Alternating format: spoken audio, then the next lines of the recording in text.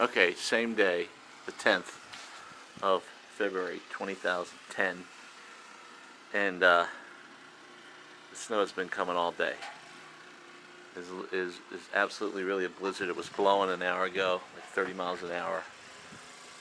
I have never seen so much snow in this neighborhood. We've been here 11 years, here in Warrington, PA.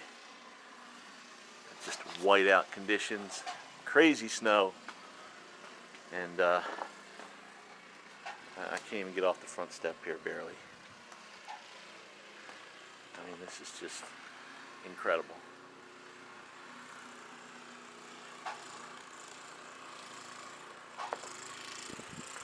Neighbors struggling to clear the driveway, and we get another 4 to 6 inches coming yet. So, it's just, it's just not getting to be dusk. It's really bad.